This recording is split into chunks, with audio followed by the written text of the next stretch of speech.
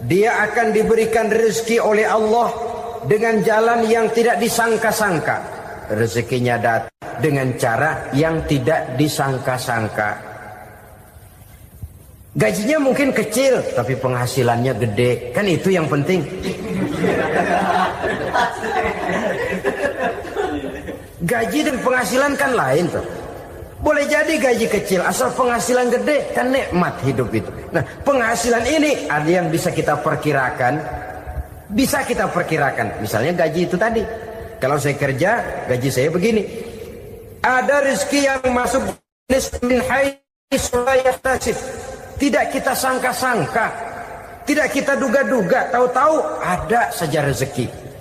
Datang orang, bawa persoalan yang mendatangkan hasil.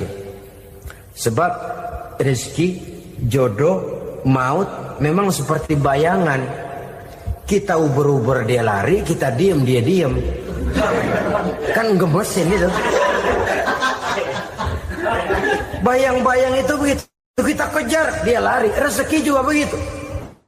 Kita diem, dia diem. Setengah mati yang namanya rezeki kita cari, kita uber. Ngobek sampai ratusan bohong kita kerjain. Tapi memang belum waktunya, ya sulit untuk tembus. Tapi kadang-kadang giliran kita nongkrong di rumah, datang orang bawain rezeki. Itulah yang namanya rezeki. Tapi ini untuk orang yang bertakwa. Kalau tidak punya kredibilitas takwa, jangan lalu pakai ayat ini. Diberikan Allah dengan rezeki dengan jalan yang tidak disangka. Kan ada ayatnya dah. Kita mah manteng aja di rumah dah. Ntar juga tuh rezeki datang. Ini fasilitas yang diberikan kepada orang yang wa may yattaqillah, bertakwa kepada Allah, yarzuqhu min haitsu la yahtasib, diberikan rezeki dengan cara yang tidak disangka-sangkanya. Maka kadar ketakwaan jangan membuat kita buruk sangka. Tuh orang ya nggak kemana-mana, duitnya ada aja. Kalau dia takwa, Allah berikan jalan keluar. Yang lantas ngelihat kiai orangnya ahli ibadah, ilmunya tinggi, akhlaknya luar biasa, takwanya tinggi, rezekinya lancar, lalu husnuzon nih kiai nggak kemana-mana, duitnya banyak, miara tuyul kali ini. Itu termasuk jaminan Allah yang masuk kategori min haitsu la yahtasib. Yang ketiga, yaj'al lahu min amrihi yusra, dimudahkan segala urusannya. Dimudahkan segala urusannya. Kemudian yang keempat, yukaffir anhu sayyiatihi wa yu'azzim lahu ajra, diampuni segala kesalahannya dan dibesarkan pahala kebaikan yang dikerjakannya. Al-Quranul Karim memberikan tuntunan dan ajaran kepada kita bahwa orang-orang yang memperoleh kemenangan itu tidak lain adalah orang-orang yang bertakwa. Hanyalah mereka yang bertakwa kepada Allah Subhanahu wa ta'ala pada akhirnya akan tampil sebagai pemenang. Lalu siapa orang yang bertakwa itu? Dijelaskan dalam awal-awal Al-Baqarah. Orang yang bertakwa yang akan meraih kemenangan, pertama, allazina yu'minuna bil ghaib, yaitu orang-orang yang beriman kepada yang gaib. Percaya bahwa ada alam yang gaib, alam yang abstrak, alam yang tidak bisa dijangkau oleh salah satu daripada panca indera kita. Mereka percaya dan beriman kepada adanya malaikat, beriman kepada adanya iblis dan jin, beriman kepada adanya alam kubur, beriman kepada adanya alam mahsyar, beriman kepada adanya alam akhirat, beriman kepada adanya surga dan neraka. Beriman bukan cuma sekedar beriman dalam ucapan bibir saja, tetapi beriman yang nilai iman itu mampu mewarnai gerak dan gaya hidupnya. Iman yang meresap sampai ke tulang sumsum, kemudian memberikan dampak positif di dalam kehidupan manusia. Alam, kita tahu, adalah sesuatu yang selain Allah, dan Allah bukanlah alam. Apapun namanya selain daripada Allah, itu adalah alam. Alam pada hakikatnya terbagi menjadi dua. Ada alam syahadah, alam nyata, alam konkret, alam yang bisa dijangkau oleh salah satu indera kita. Kemudian ada alam ghaib, alam yang tidak bisa dijangkau oleh panca indera kita, alam metafisika, alam abstrak, alam yang wajib kita imani keberadaannya. Kita percaya bahwa malaikat itu ada. Kita percaya kepada jin, bahwa jin itu ada. Kita percaya kepada adanya iblis dan setan. Bukan percaya kepada iblis dan setannya, percaya bahwa iblis dan setan itu ada. Itu termasuk salah satu daripada sifat orang yang bertakwa kepada Allah. Saudara-saudara kaum muslimin rahimakumullah, kecenderungan pembangunan yang lebih bersifat materialistis biasanya menggeser aspek kehidupan rohani. Orang berpikir empiri, dan dalam pola pikir yang demikian maka alam gaib tidak lagi mendapat perhatian. Aspek kehidupan yang bersifat rohaniah malah mulai ditinggalkan. Akibatnya terjadilah kepincangan di dalam kehidupan kita. Pernah ada satu pengalaman pribadi dalam perjalanan kembali ke tanah air. Dalam pesawat di sebelah kanan saya duduklah seorang Jerman namanya Heiner Simonsen. Iseng saya ajak kenalan, saya ajak ngobrol, saya tanya dia. Saya bilang, Mas Heiner ini, kalau pesawat yang kita tumpangi ini jatuh ke bawah, kira-kira apa yang bakal terjadi, Mas? Dia bilang, kita semua akan mati. Begitu? Iya. Oke. Apa itu mati? Tanya saya. Dia bilang, untuk tahu apa itu mati, kita harus tahu lebih dahulu apa itu hidup. Saya pikir nih bule bisa ngomong juga. Baiklah kata saya. Apa hidup menurut Anda itu? Oh, hidup itu dia bilang, kalau seluruh anggota badan kita bekerja secara normal, paru-paru memompa darah secara normal, jantung berdetak secara normal, sel-sel tubuh bekerja secara fit, dan organisme tubuh hanya mau bekerja secara normal, dia bilang, kalau kita memberi makan yang cukup, menu yang teratur, dan gizi yang lengkap. Saya bilang, kesimpulannya apa, Ner? Dia jawab, hidup adalah dari tangan ke mulut. Life is from the hand to the mouth, kata dia. Hidup adalah dari tangan ke mulut. Jadi masalah hidup tidak lebih daripada masalah isi perut. Orang pergi pagi, pulang sore, peras keringat, banting tulang, perut yang dibelain. Saya bilang, you are wrong. Sampean salah, Ner. Kamu orang Islam bukan? Bukan. Pantas. Kenapa saya salah? Dia bilang, ya jelas salah. Salahnya di mana? Kamu ini manusia. Kalau hidup cuma dari tangan ke mulut, saya bilang, kambing di kampung saya juga begitu pikirannya, Ner.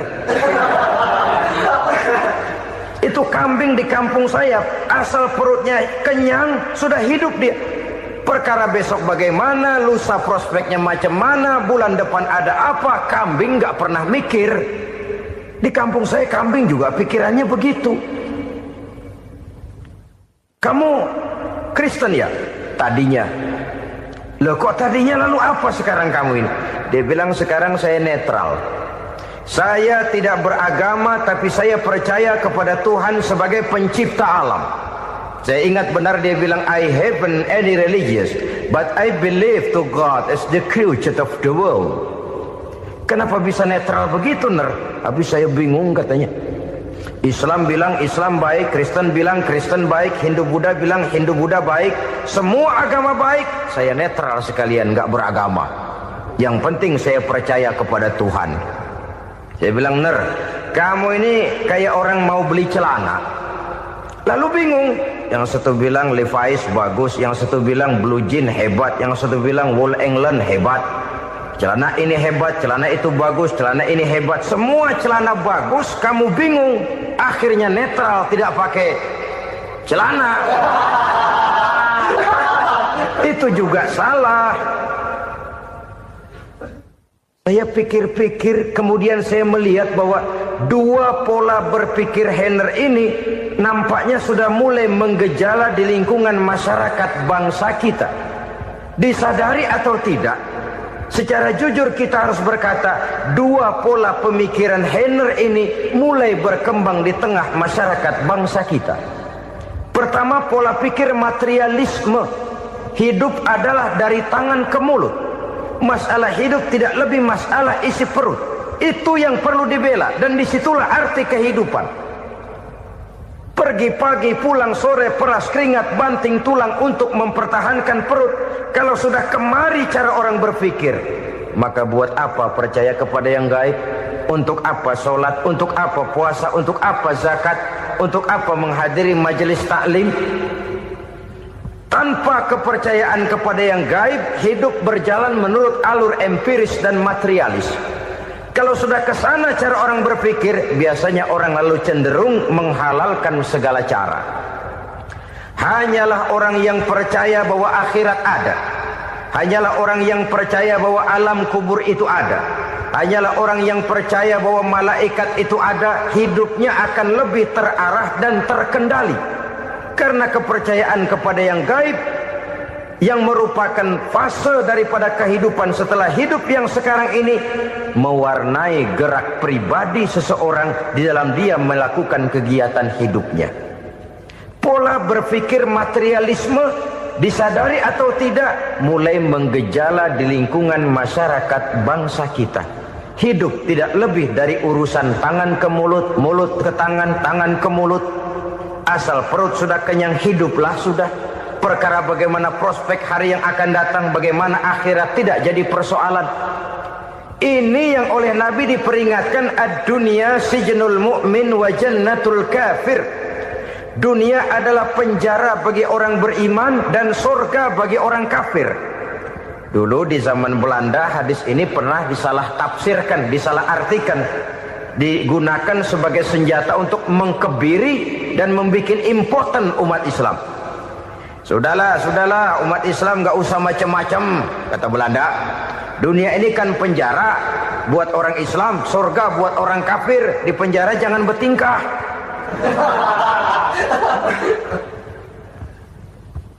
Pengertiannya tidak begitu. Dunia adalah penjara bagi orang mukmin. Artinya dalam kehidupan dunia seorang mukmin tidak bebas memperturutkan hawa nafsunya. Di penjara hawa nafsunya itu. Sebaliknya surga bagi orang-orang kafir. Buat orang kafir, surgalah dunia ini. Mereka bebas memperturutkan hawa nafsunya. Dilarang tidak terlarang, dicegah pun tidak tercegah. Mereka hidup menurut alur bisikan nafsu mereka sendiri. Kemudian bila ajal datang, maut merenggut nyawa, selesailah surganya sampai di situ. Maka bagi orang-orang yang tidak percaya kepada adanya akhirat, kepada adanya alam gaib, surganya sebatas umurnya. Sekali lagi, surganya sebatas umurnya. Bila umur selesai, ajal pun datang merenggut nyawa, selesailah sudah surganya sampai di situ. Alangkah pendeknya perjalanan orang-orang yang tidak percaya kepada alam gaib ini. Bagi kita mukmin, jikalau kita mampu memenjarakan hawa nafsu, kita bisa bahagia di dunia ini. Dan Islam memang tidak menyuruh kita sengsara di dunia. Raih dunia, kejar dunia, gapai dunia sebagai alat untuk mencapai kebahagiaan di akhirat nanti. Hidup adalah satu perjalanan panjang yang terbentang sejak kita terlahir dari alam rahim sampai kepada alam akhirat nanti. Andai kata kita gagal meraih kebahagiaan di dunia, toh kita masih punya akhirat. Tapi jangan jadi dalil yang melemahkan semangat. Biarin dah kita di dunia kebelangsak, yang penting akhirat. Akhir akhirnya dunia benar-benar kebelangsah. Bagaimana dunia ini bisa kita raih, dan bagaimana meraih dunia untuk menunjang kepentingan akhirat nanti. Yang kedua, dari pikiran Heiner yang saya lihat menggejala di lingkungan masyarakat bangsa kita, timbulnya manusia-manusia netral. Seolah-olah Tuhan yes, agama no. Sama Tuhan percaya, agama ogah. Tuhan ngangguk, giliran agama godeng. Padahal hampir dalam setiap ayat dalam Quran, kata-kata amanu biasanya bergandeng dengan wa amilus sholihat, iman dan amal soleh. Ini sebagai isyarat Tuhan dan agama jangan pernah dipisah-pisah. Apabila kita bertuhan, maka kita harus beragama. Apabila kita beragama, maka agama itu harus bersumberkan dari Tuhan yang kita imani itu. Tidak mungkin kita pisah, Tuhan yes, agama no. Sama Tuhan percaya tapi agama bikin sendiri. Sembayangnya cukup bengong 2 jam madep ngulon.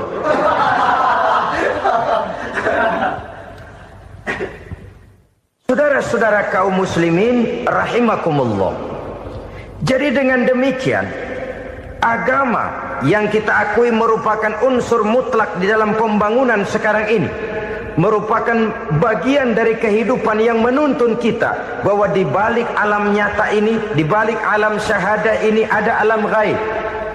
Dan mudabbir, murabbi, yang mengatur, yang menguasai, yang memelihara baik dia alam nyata, baik dia alam ghaib, tidak lain adalah Allah Subhanahu wa ta'ala.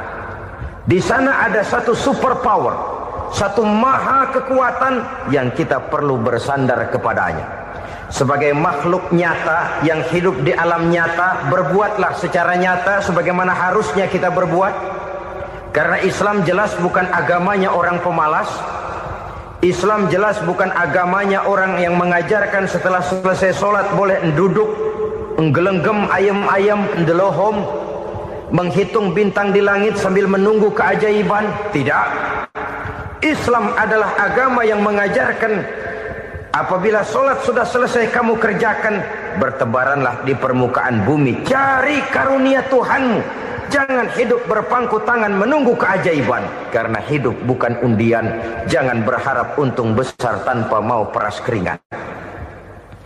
Tapi di sebalik itu toh kita juga harus yakin bahwa di sisi usaha nyata yang kita lakukan ada satu super power, satu maha kekuatan gaib yang menentukan berhasil dan tidaknya usaha kita. Kepercayaan kepada hal semacam inilah yang mendorong kita untuk mempunyai sandaran vertikal, agar jikalau usaha ini berhasil, kita tidak lupa diri dan lupa daratan. Jikalau usaha ini gagal, kita tidak putus asa dan buruk sangka, tidak cupik pandangan dan sempit hati, tapi mampu melihat persoalan dengan kacamata putih sambil husnuzon kepada Allah Subhanahu wa ta'ala.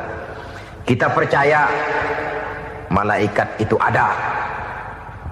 Ada yang namanya raqib dan atid, mengawasi gerak hidup kita sampai kepada gerak hati kita. Ini memberikan sugesti agar kita berhati-hati. Tidak sejengkal tanah pun kita bisa berlindung dari pengawasan raqib dan atid. Ada munkar nakir yang akan menyoal kita di alam kubur. Ada malaikat Malik, penjaga neraka. Ada malaikat Ridwan yang menjaga surga.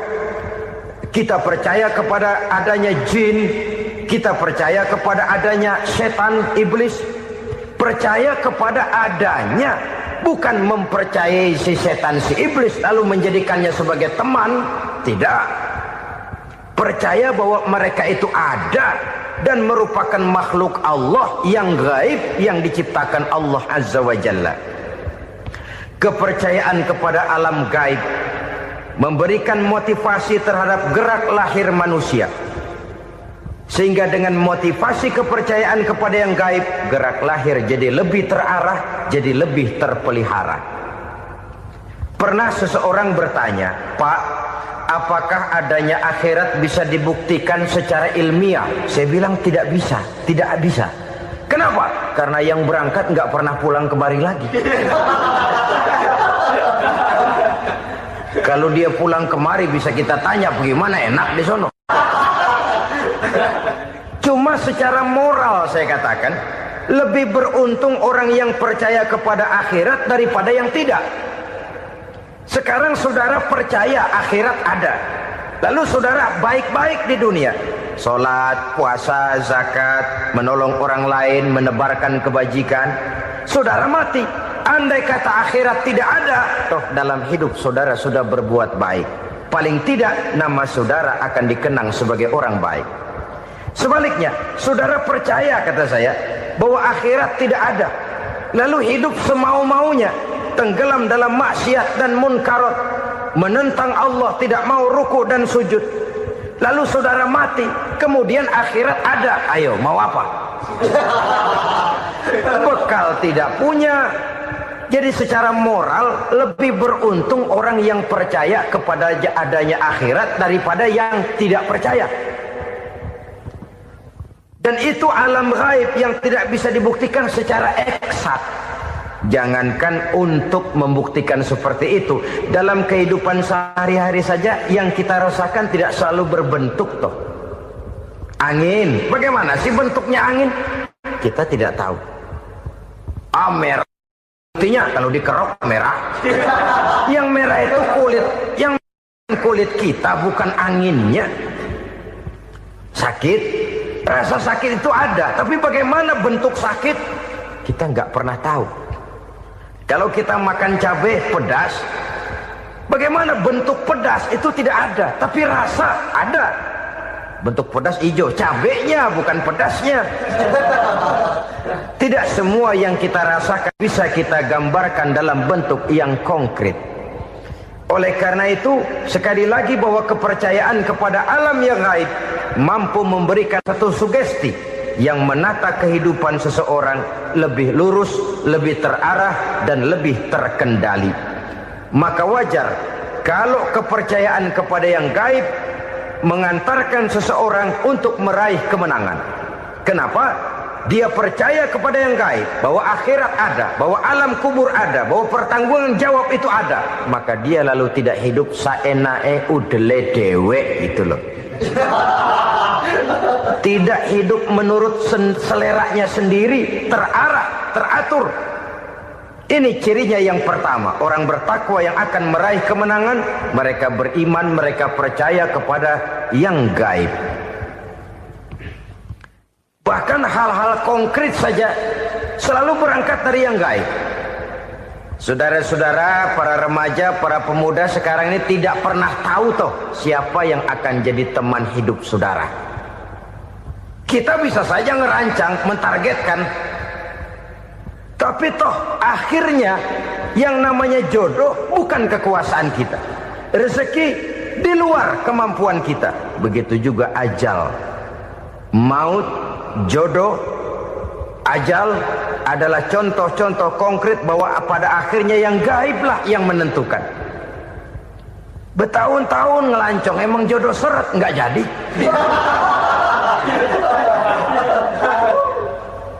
Begitu kenal baru setengah malam nginep ditangkap hansip kan. Hal-hal semacam itu kadang-kadang kita berpikir suuzon, gilet, perempuannya cakep banget, lakinya rebek amat. Memang begitulah jodohnya. Memang begitulah jodohnya. Saudara hadirin ma'asyiral muslimin yang saya hormati, jadi hal-hal yang konkret saja kita yakini sepenuhnya ditentukan oleh satu superpower yang gaib itu tadi. Dari sanalah segala ketentuan itu berangkat dan kesanalah segalanya akan kembali. Maka kepercayaan kepada yang gaib meluruskan gerak hidup seseorang dan itu akan mengantarkan dia kepada meraih kemenangan. Satu. Yang kedua, wa yuqimuna shalah. Orang bertakwa yang akan meraih kemenangan itu adalah orang-orang yang mendirikan sholat. Kenapa sholat mengantarkan orang untuk meraih kemenangan? Yang jelas, inna sholata tanha anil fahsya'i wal munkar. Sholat mampu mencegah manusia dari perbuatan keji dan munkar. Banyak filsafat hidup yang terkandung di dalam solat ini. Sejak kita wudhu sampai kita menghadap ke arah kiblat, sampai kita melakukan gerak-gerak solat, bacaan-bacaan yang ada di dalam solat, lalu sampai kepada mengucapkan salam. Banyak filsafat hidup yang terkandung di dalam solat. Umpamanya saja, setelah takbiratul ihram mulai kita dengan solat dalam posisi berdiri, diajarkan dalam kitab-kitab fikih agar kita melihat ke arah tempat sujud. Ini kan filsafat kehidupan. Kalau kamu solat dalam posisi berdiri, lihat tempat sujud.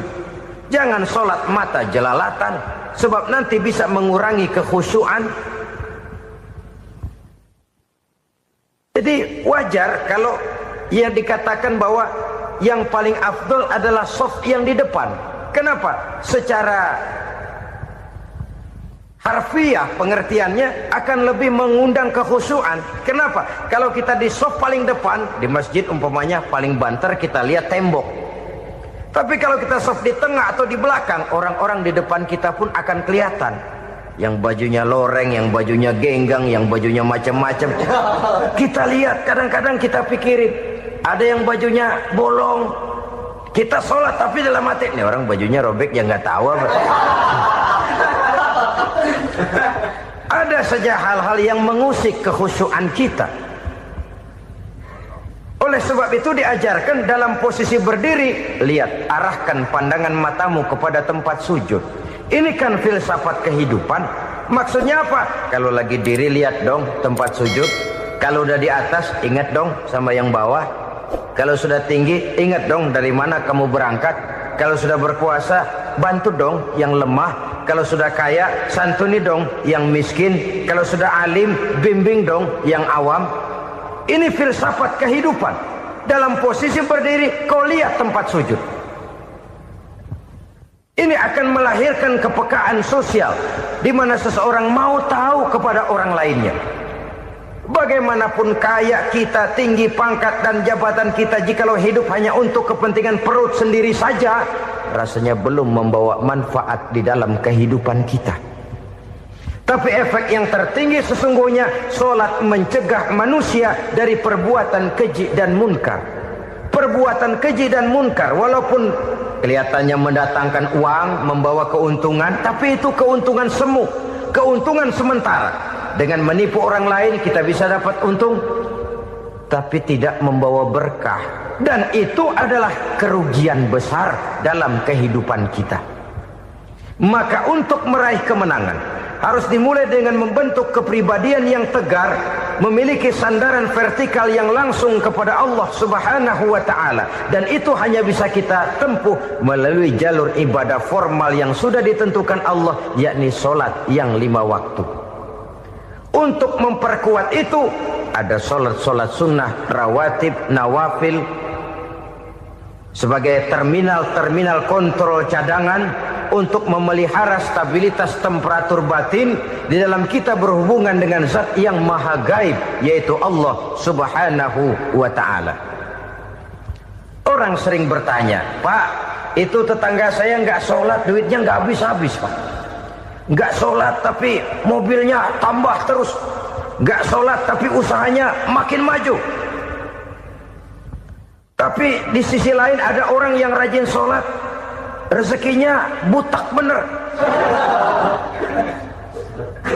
Anaknya mana kurus, mana korengan. Saudara hadirin ma'asyiral muslimin rahimakumullah. Harus saya katakan bahwa solat memang bukan untuk cari duit. Solat adalah sandaran vertikal kita kepada Allah. Sedangkan soal rezeki itu berkaitan dengan sifat Allah Maha Pengasih dan Maha Penyayang. Allah Maha Pengasih, siapapun dikasih kalau mau usaha. Allah Maha Penyayang, tidak semua orang disayang oleh Allah Azza wa Jalla. Dan belum tentu banyak harta itu merupakan nikmat. Mungkin juga istidraj. Artinya istidraj itu dikasih tapi diambulin, kalau bahasa Betawinya itu. Dikasih tapi diambulin, itu bukan merupakan nikmat sesungguhnya, lebih merupakan azab dari Allah Subhanahu wa ta'ala.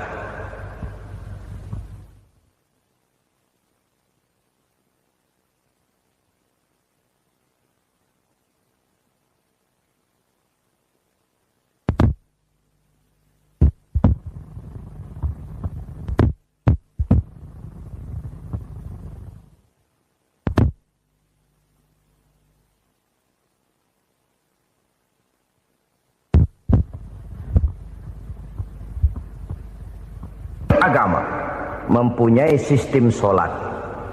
Dan kita umat Islam telah dituntun oleh Allah Subhanahu wa ta'ala yang wajibnya 5 kali dalam sehari semalam mendirikan sholat. Dan itu tentu berada dalam jangkauan kemampuan manusia. Pada awalnya barangkali kita memang merasa sholat itu satu kewajiban. Tapi semakin kita hayati makna, manfaat, dan filsafat yang terkandung di dalam ajaran sholat, semakin sampai kita kepada keyakinan bahwa sholat adalah keperluan kita. Sehingga pada waktu tertentu dinilai puncaknya, kita tidak lagi akan berkata, saya wajib sholat. Tapi kita akan berkata, saya perlu sholat.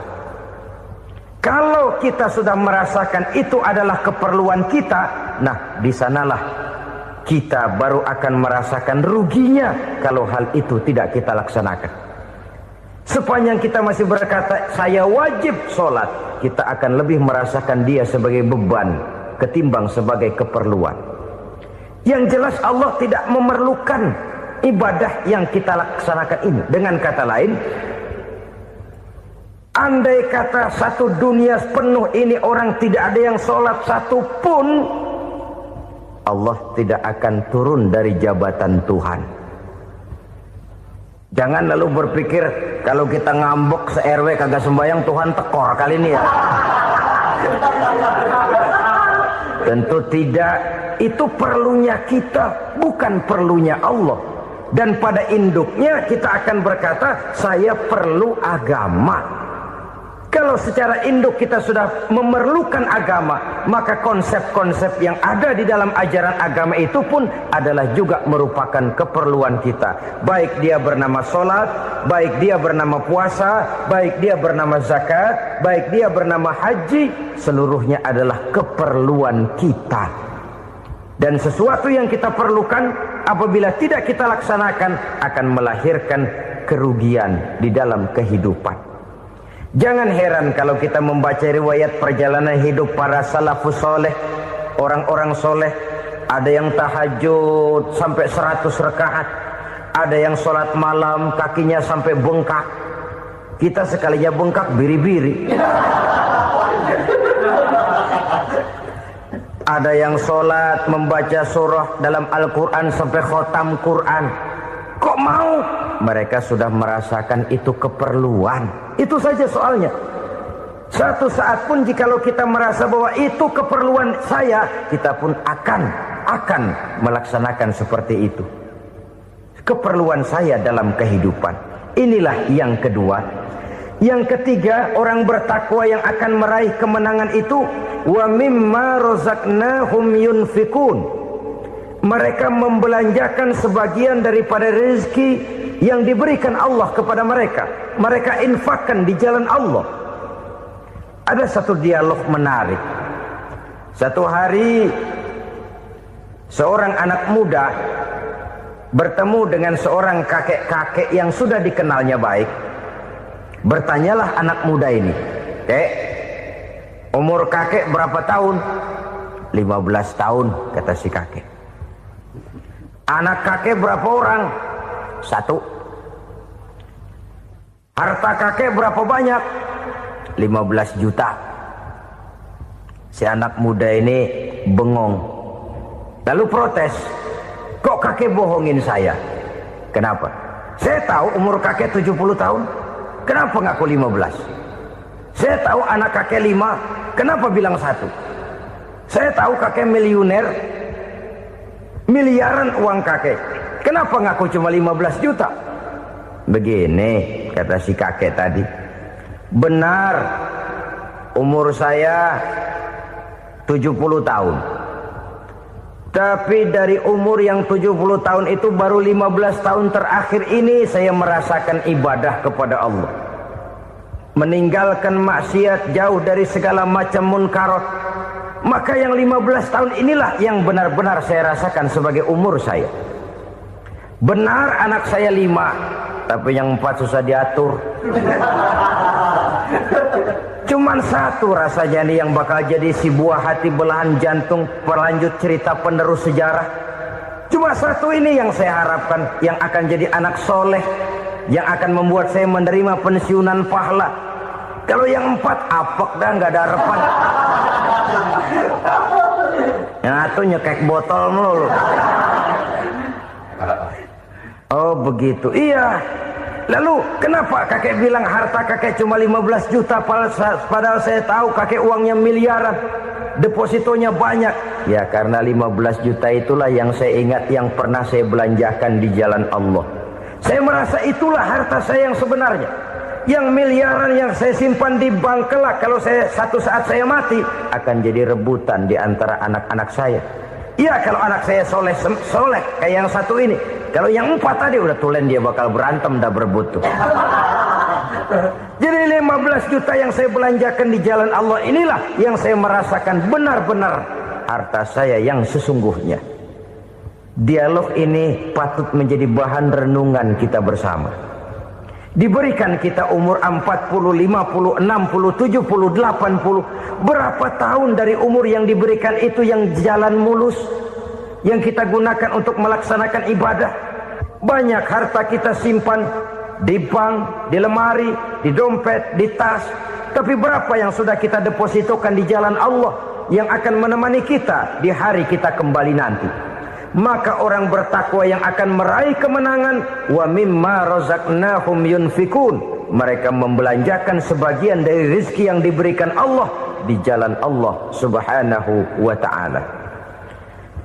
Ma'asyiral muslimin rahimakumullah, zahirnya memang kita memberikan kepada orang lain, tapi hakikatnya kita menyimpan untuk diri kita sendiri. Kita memberikan kepada yatim piatu 25.000. Zahirnya kita memberikan si yatim, hakikatnya kan kita cuma nyimpan. Saya berikan, titip kepadamu, ini untuk saya di akhirat. Kau boleh belikan baju, kau boleh belikan untukmu makan, kau boleh bayarkan sekolahmu.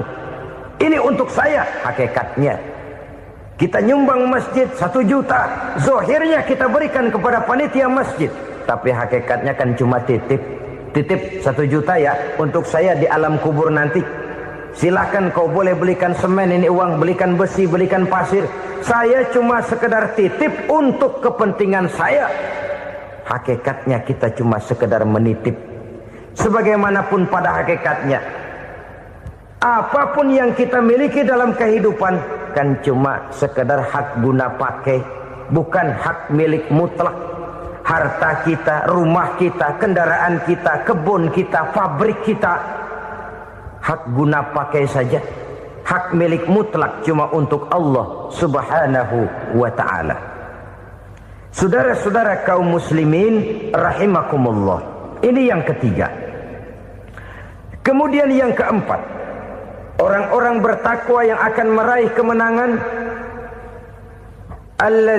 allazina yu'minuna bima unzila ilaika, mereka yang beriman, mereka yang percaya kepada apa yang telah diturunkan kepadamu Muhammad, ay Al-Quran, yakni Al-Quranul Karim.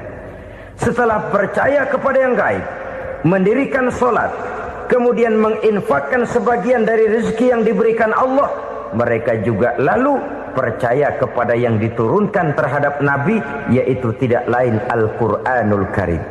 Sekali lagi di sini, percaya bukan hanya sekedar percaya saja, tetapi percaya lalu menjadikan Al-Quran itu sebagai pedoman hidup. Sebab memang Al-Quran itu adalah GBHM, garis-garis besar haluan muslim.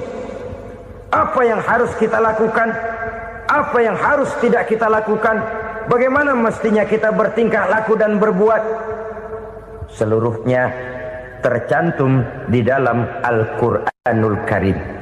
Itu sebabnya ketika satu hari Aisyah ditanya bagaimana akhlak Rasul, beliau menjawab, kana Rasulullah sallallahu alaihi wasallam khuluquhul Quran. Akhlak daripada Rasulullah tidak lain adalah Al-Quran. Jawaban simpel ini memberikan gambaran bahwa keseluruhan daripada konsepsi Quran sudah diterjemahkan dalam kehidupan Rasulullah sallallahu alaihi wasallam. Karena kita tahu akhlak adalah keseluruhan dari gerak hidup manusia. Sejak ia berpribadi, berumah tangga, bertetangga, bermasyarakat, sampai kepada berbangsa dan bernegara, Al-Quran tetap memberikan sentuhan nilainya. Oleh karenanya, orang-orang yang bertakwa adalah orang-orang yang menjadikan Al-Quran sebagai pedoman dalam kehidupannya. Dan kita yakini Al-Quran diturunkan kepada Nabi Muhammad bukan merupakan produk Nabi Muhammad. Isi dan redaksinya langsung dari Allah Subhanahu wa ta'ala. Kemudian cirinya yang kelima, orang bertakwa yang akan meraih kemenangan itu, wa ma unsila min qablika. Tidak hanya sekedar percaya kepada yang diturunkan terhadap Nabi Muhammad yaitu Al-Quran, mereka juga percaya kepada apa yang pernah diturunkan kepada para nabi, kepada para rasul sebelum Nabi Muhammad.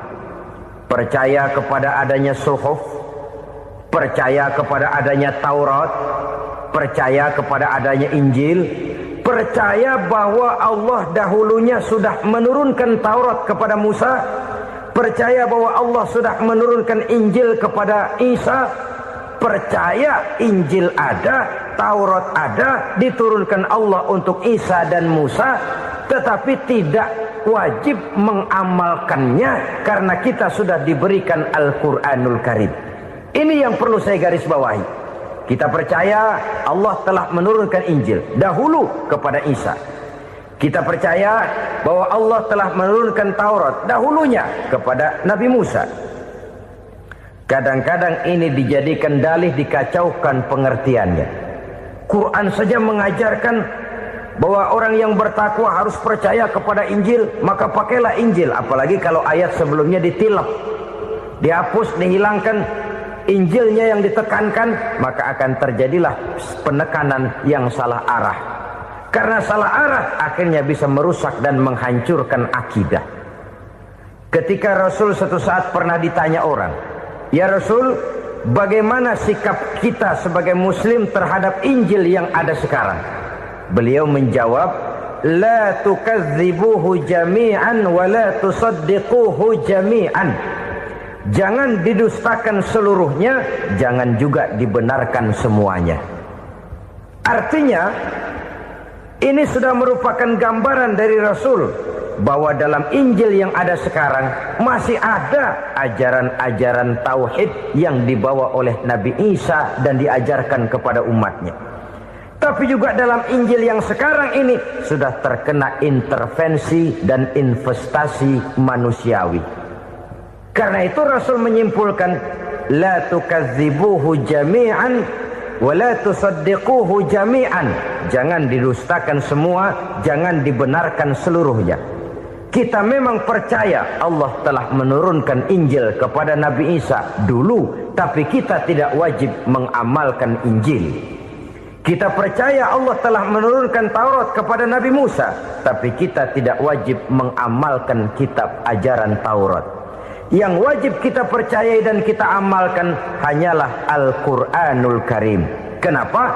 Oleh karena baik yang ada di dalam Taurat, baik yang ada di dalam Injil, tentu tercakup di dalam Al-Quran sebagai kitab terakhir yang diturunkan oleh Allah Subhanahu wa ta'ala. Dan itu wajar. Kalau seorang pejabat mau mengeluarkan satu keputusan baru, tentu dia harus meninjau keputusan-keputusan lama. Andai kata dianggap tidak berlaku, dianggap tidak relevan lagi, maka keputusan-keputusan lama itu tentu sudah dianggap tidak berlaku. Sebagian daripada aturan-aturan dalam keputusan lama yang masih dianggap relevan tercantum dalam keputusan baru yang wajib diamalkan. Begitulah hubungannya antara Al-Quran, Taurat, Zabur, dan Injil. 4 kitab samawi yang diturunkan Allah masing-masing kepada Zabur untuk Nabi Daud, Taurat untuk Nabi Musa, dan Injil untuk Nabi Isa alaihi wassalatu wassalam. Ketiga-tiga kitab itu kita percayai adanya. Kita yakini Allah telah menurunkan Zabur, Taurat, dan Injil. Tapi kita tidak wajib mengamalkannya. Yang wajib kita mengamalkannya sekarang ini tidak lain hanyalah Al-Quranul Karim saja. Karena ia mencakup apa yang ada di dalam Zabur, apa yang ada di dalam Taurat, dan apa yang ada di dalam Injil. Keotentikannya bisa dipertanggungjawabkan. Ya, tapi kan Nabi Muhammad sudah mati 14 abad yang lalu, dan di zaman beliau Al-Quran kan belum dikodifikasikan, belum ditulis. Bagaimana keotentikannya bisa dipertanggungjawabkan? Mudah saja. Allah berjanji, inna nahnu nazzalna dzikra wa inna lahu lahafizun. Kami yang menurunkan Al-Quran dan kami yang akan menjaga dan memeliharanya. Allah turunkan Quran, Allah menjaganya. Bagaimana cara Allah menjaga Al-Quran itu? Banyaknya orang-orang yang hafaz Al-Quran. Hafaz Al-Quran 30 juz, 114 surah, 6.666 ayat. Sehingga jangankan satu kata, jangankan satu ayat, satu kalimat saja berubah, sudah akan timbul reaksi dan mudah dimengerti. Kenapa? Banyak orang-orang yang hafaz Al-Quran. Sedangkan pada setiap akhir tahun biasanya malaikat Jibril selalu mengadakan checking terhadap ayat-ayat yang diturunkan pada waktu itu. Di zaman Nabi sendiri sudah ada usaha kodifikasi. Dan yang lebih luar biasa lagi, sampai hari ini tidak seorang pun mampu membuat satu ayat saja semacam Al-Quran. Ke bahasa manapun dia diterjemahkan, naskah aslinya tetap ikut. Rujukan dasarnya tetap ada. Berdasarkan itu, maka tidak mungkin terjadi penyelewengan terhadap atau pemalsuan terhadap ayat-ayat Al-Quranul Karim. Kesuciannya, keotentikannya, kemurniannya bisa dipertanggungjawabkan. Ma'asyiral muslimin rahimakumullah. Oleh karenanya, konsepsi dasar daripada ajaran Islam ini memang tidak lain adalah Al-Quran dan Sunnah. Isi daripada agama Islam yang merupakan iman, Islam dan ihsan, konsepsi dasarnya tidak lain adalah Al-Quran dan Sunnah Rasulullah Sallallahu Alaihi Wasallam. Maka yang kita perlukan sekarang ini adalah terjemahan Al-Quran di dalam kehidupan kita. Dengan demikian, maka gaya kehidupan yang lebih Qurani itulah yang kita dambakan.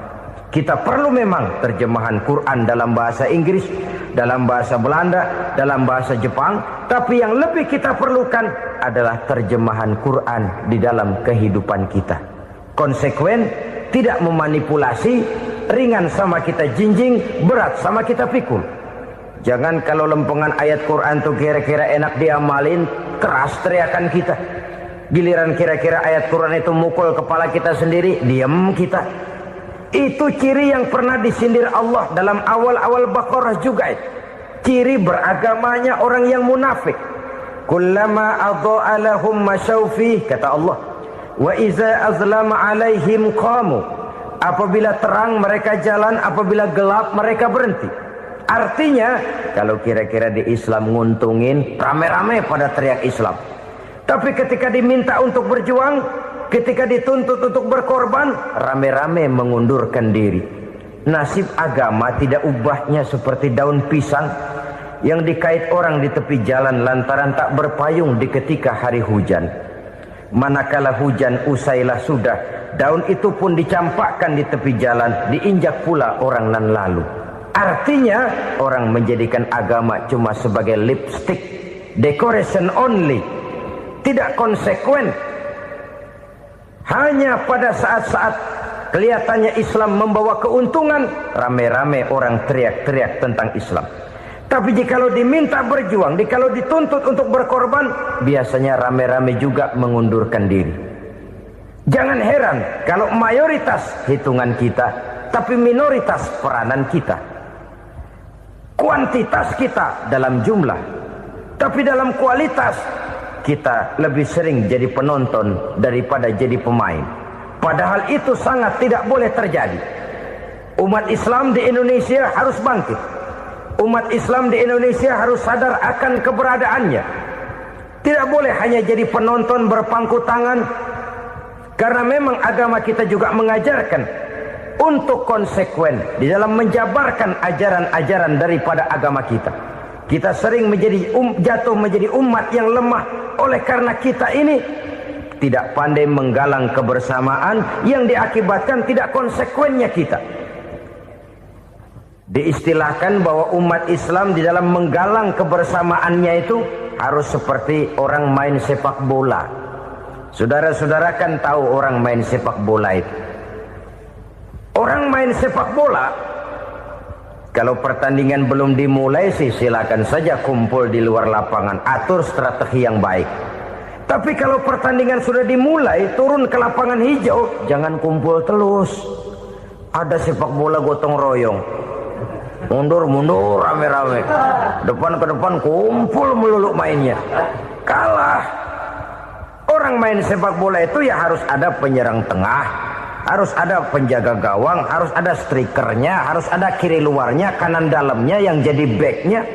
Posisi boleh bermacam-macam, tapi yang penting saling ngoper untuk menggolkan gawang lawan. Begitulah umat Islam ini. Boleh ada yang jadi pejabat, boleh ada yang jadi pengusaha, boleh ada yang jadi petani, silakan ada yang jadi seniman, ada yang jadi penyair, ada yang jadi artis sekalipun.